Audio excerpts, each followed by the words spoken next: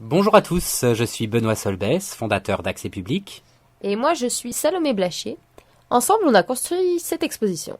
Alors juste pour revenir sur ce qu'est Accès Public, ça a été fondé en 2015 et le concept est simple. Accès Public, c'est une exposition dans un appartement sur un thème donné.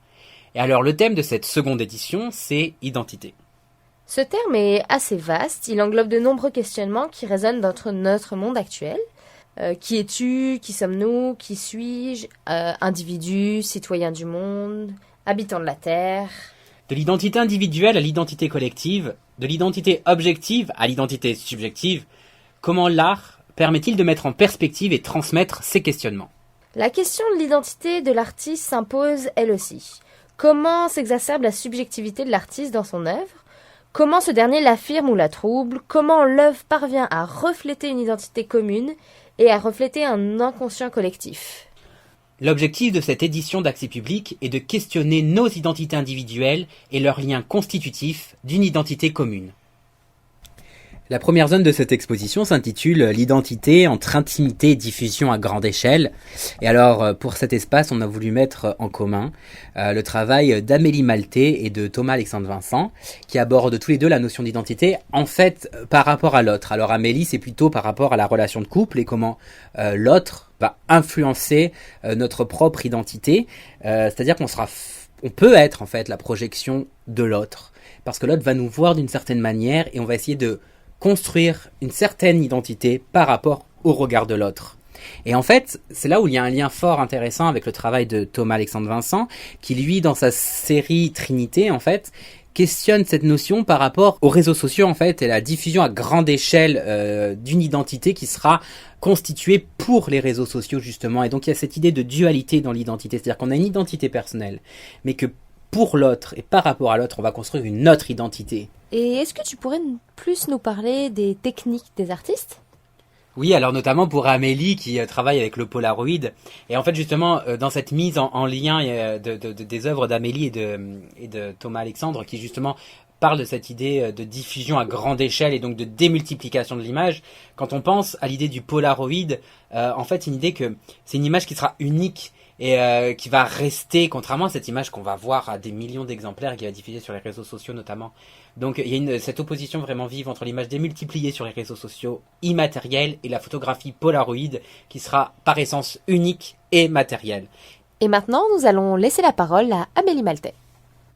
Je me nomme Amélie. Pour certains, c'est seulement Amé, pour d'autres, Maltais. C'est mon nom de famille. On m'a déjà nommé ma chouette, ma belle, mon amour, cocotte, et autres surnoms affectifs sans importance. Sans importance parce qu'ils datent d'anciens amants, d'anciennes étapes de ma vie vers lesquelles je ne retournerai pas. Je ne me définis plus comme je le faisais avec eux. Maintenant, je suis beauté, parfois Amé, mais cela ne s'applique qu'avec lui. J'ai développé l'habitude de me perdre dans l'autre. Je crois que j'aime trop. Ils sont mon envie de créer, mes inspirations. Lorsque je suis couchée dans mon lit, je pense à la meilleure façon de montrer ces liens affectifs par lesquels je me définis, par lesquels nous nous définissons tous. Sans les autres, on n'est rien. C'est définitif, j'aime trop. Lying in Bed est une série de 10 images qui sont composées de fragments de vie photographiés. Ce sont des captations sur le vif, où moi et l'autre tuons le temps. Sans but précis, nous nous sommes immortalisés sous pellicule et il en est ressorti une séquence qui m'a troublée. Une trame narrative s'est dévoilée. Comme quoi, parfois, les événements s'imposent à nos intentions. Toutefois, bien que j'y voyais un drame qui tend à se produire, d'autres y voyaient un bonheur partagé. J'ai aimé cette pluralité de sens ayant comme base cette même trame visuelle. J'ai aimé cette définition de sens par l'absence d'information. J'en suis venue à me dire que ce lien que nous partageons avec l'autre influence notre façon de voir le monde. Que cette absence de compréhension, cette partie inaccessible à l'autre, est une grande partie de qui nous sommes. Ainsi, je crois que notre identité est construite par ces moments du quotidien où nous tuons le temps, où nous nous perdons dans l'autre, où nous ne pouvons être que nous-mêmes. Et maintenant, c'est au tour de Thomas Alexandre Vincent de nous parler de son travail. Mon nom est Thomas Alexandre Vincent, artiste visuel spécialisé en art d'impression. Ma pratique artistique se centre surtout autour d'un développement d'un langage graphique à l'aide de dessins, ainsi que son déploiement dans l'espace. Cette écriture graphique s'élabore à l'aide d'éléments fondateurs tels que lignes, points, cercles et certaines formes empruntées au monde des schémas de l'électronique et de l'informatique. Pour ce projet, Icône Audio-Machine, j'ai décidé d'aborder l'idée du sacré face à la technologie. Cette pensée magique que nous avons par rapport aux machines révèle parfois de la foi plus que de la connaissance réelle dans leur fonctionnement. De plus, dans notre société moderne, les dites machines sont un pilier important de la construction et de l'expression d'une identité. Que ce soit par l'allégeance à un fabricant, à un système précis ou à une communauté virtuelle, nous construisons ce nouveau moi qui, par la suite, est présenté sur les différentes plateformes disponibles. En utilisant différentes pièces et concepts liés aux ordinateurs comme source d'inspiration, et en les combinant avec une esthétique tirée des icônes religieuses, j'ai créé un triptyque d'images imprimées rendant hommage à ces fausses divinités technologiques. Ces petits formats sérigraphiés sur papier à aquarelle sont montés sur bois afin de renforcer le sacré ainsi que de raccorder le prestige modeste habituellement associé à ce type d'image. La pièce intitulée la carte mère est inspirée du composant informatique du même nom et des représentations chrétiennes de la Vierge à l'Enfant. Pour sa part, le Saint Réseau représente la carte permettant à l'ordinateur de se connecter à Internet ainsi que la connexion au divin par le biais de la prière et du prophète. Et pour terminer, la fumée sacrée, qui fait référence au Saint-Esprit, mais aussi à la fumée s'échappant des pièces électroniques lorsqu'elles surchauffent, surnommée amicalement la fumée magique par les électroniciens. Le deuxième espace de cette exposition s'intitule « Entre identité individuelle et identité collective ». Pour développer ce thème, nous avons réuni le travail de 3 artistes, Emily Reed, Charline P. Williams et Jader Ménard et Jonathan Sardellis qui proposeront une performance au cours de cet événement. Ce qui est intéressant, c'est que tous les 3 abordent cette notion d'identité selon 3 angles assez intéressants et pertinents.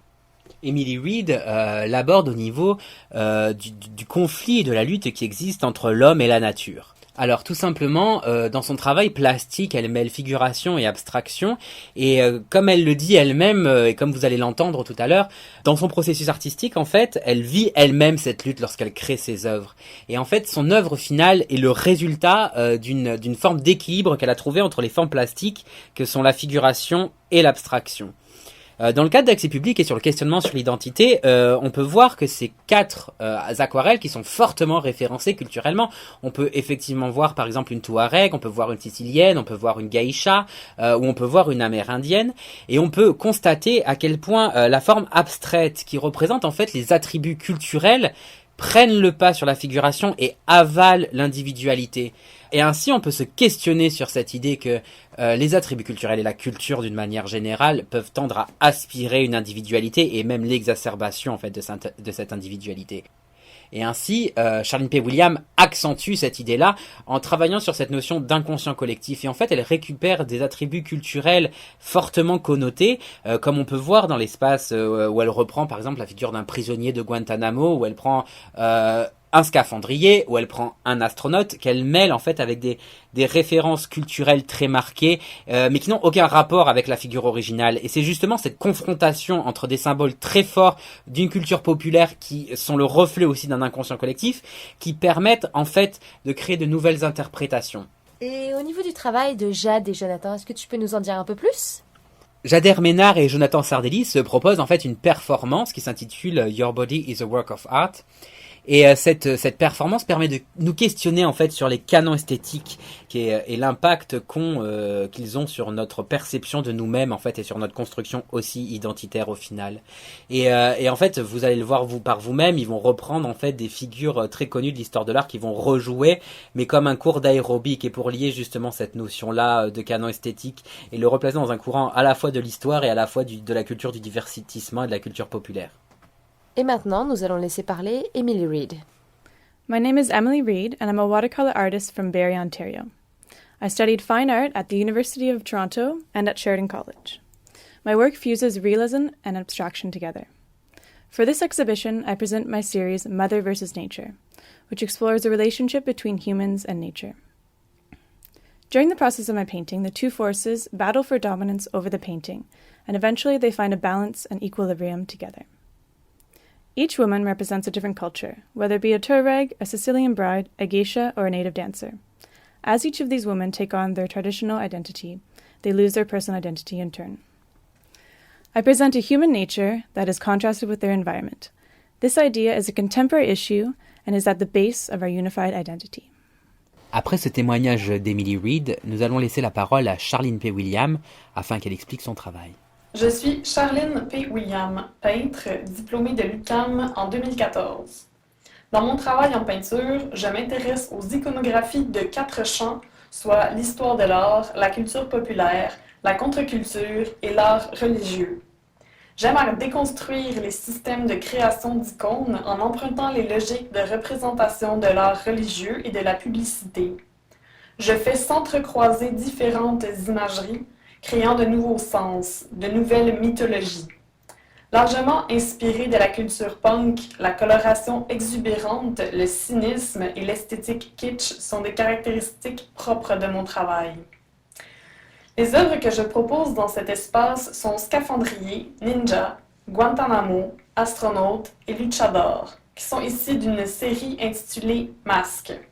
Cette série, produite entre 2013 et 2015, comporte une dizaine de tableaux, se concentrant sur les enjeux relatifs au portrait. J'avais choisi de représenter seulement des êtres rendus anonymes à cause de leur apparat. Lors de mes recherches, je me suis rendu compte que les costumes qui voilent l'identité personnelle de quelqu'un lui donnent par le fait même une identité sociale, politique ou économique très précise. Par conséquent, l'anonymat des personnages mis en relation avec leur représentation sous forme de portrait souligne les paradoxes sous-tendus par les notions d'identité et d'anonymat. Les personnages sont représentés dans un environnement assez symétrique, marquant la ressemblance avec l'art religieux. Les éléments qui les entourent sont sans lien logique avec la fonction du personnage représenté. Ils ont surtout été choisis à des fins esthétiques et symboliques. Le but était de détourner l'attention de la lourdeur du bagage politique, social et économique porté par les costumes, qui au final a peut-être justement l'effet inverse. Vous êtes invité à analyser les différents éléments de mes œuvres et à en faire votre propre interprétation qui sera à coup sûr significative de votre individualité. Dans cette troisième zone, entre identité physique et psychologique, nous avons réuni 4 artistes qui s'intéressent à la dualité entre le physique et le mental. Galen Evie se concentre plutôt sur le physique, l'enveloppe corporelle, qu'il traduit dans ses croquis, dans ses dessins.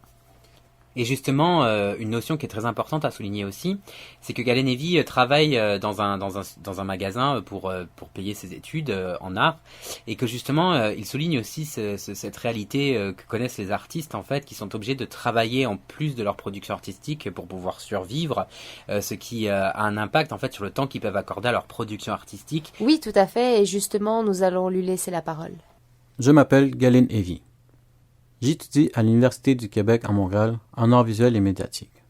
Je développe une démarche artistique conceptuelle. Je touche à plusieurs médiums, dont le dessin, la sculpture, la photographie et la calligraphie.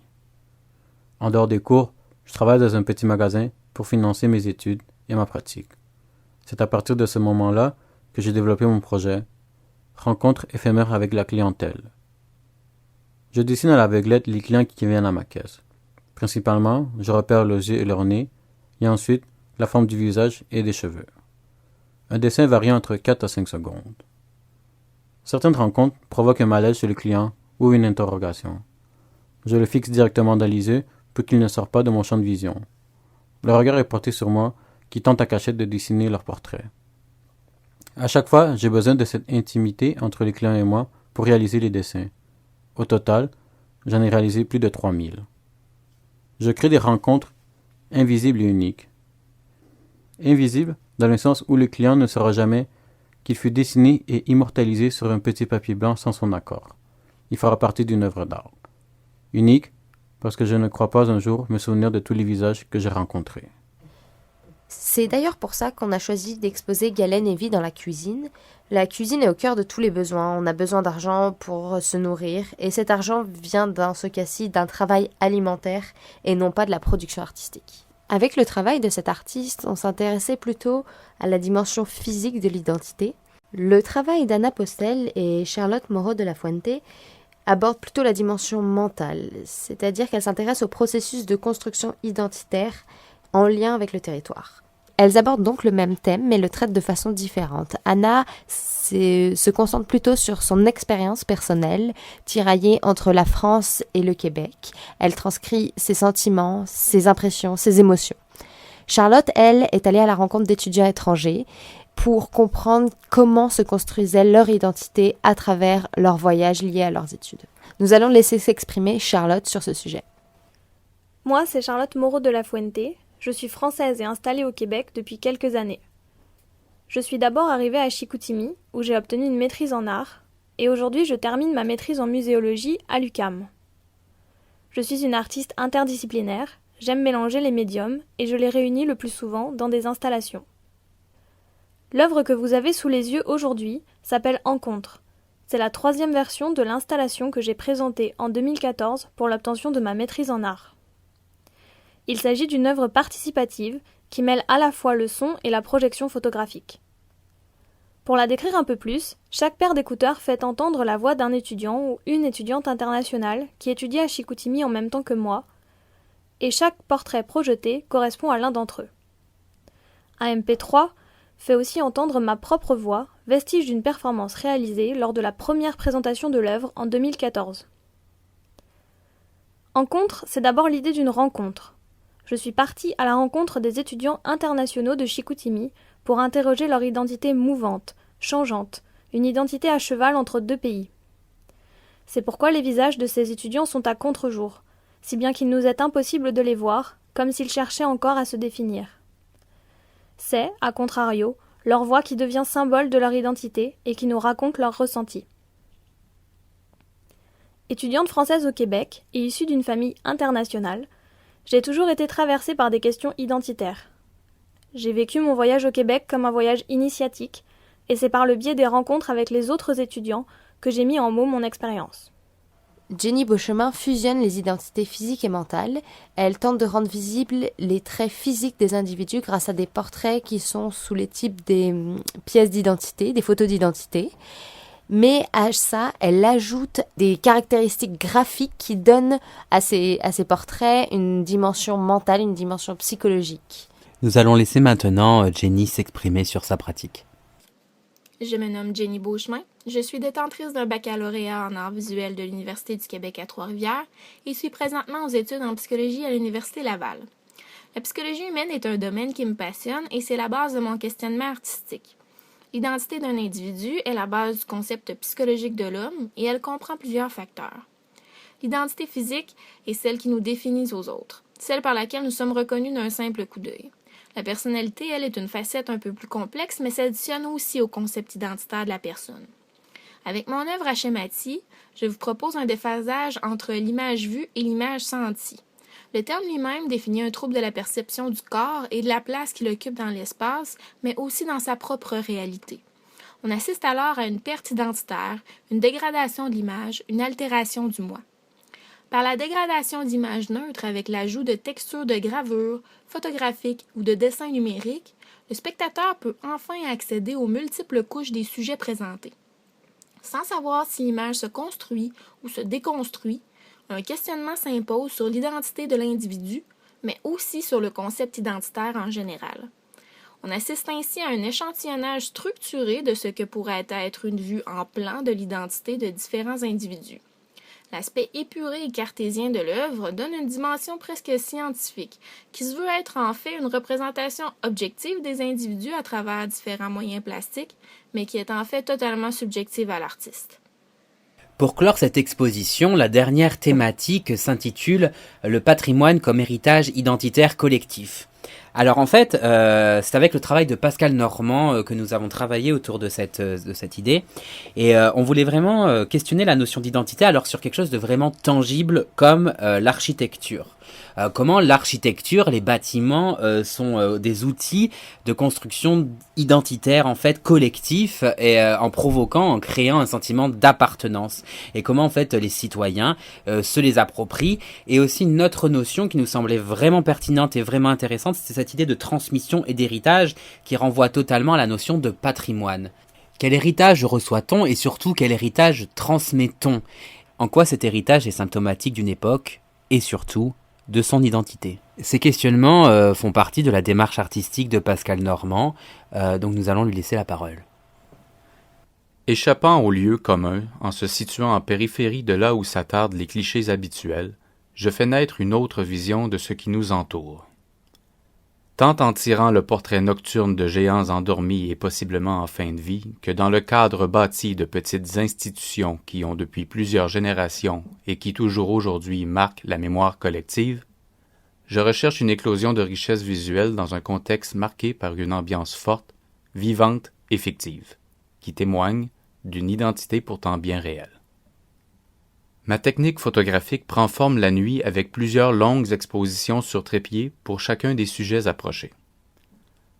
Le travail numérique qui suit se concentre principalement sur la recomposition manuelle de la luminosité à partir des multiples sources, l'application de textures organiques tirées de divers matériaux vieillis et d'un travail de coloration.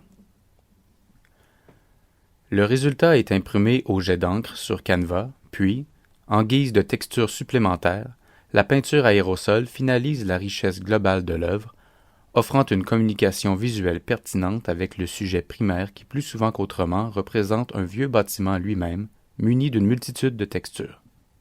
Je propose un voyage dans le temps présent, une destination contemporaine aux saveurs imparfaites, empreinte de nostalgie et d'une quête identitaire. Le passage de l'être humain en ces lieux témoigne d'une diversité d'occupations et d'intérêts divergents.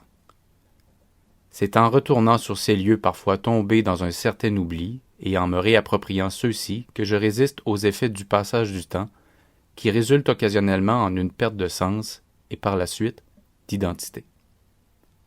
À l'aide de mon travail de mémoire et de représentation qui fige dans le temps l'état actuel de mes sujets, je témoigne d'un sentiment d'appartenance collectif, parfois relatif, et d'une construction d'identité renouvelée sur ces cadres bâtis qui ont évolué au fil du temps. Nous vous remercions pour votre écoute et on espère vraiment que vous avez passé une bonne visite et que les explications vous ont aidé à mieux apprécier les œuvres qu'on vous a présentées. Et surtout, nous vous attendons avec impatience pour la prochaine édition d'Accès Public.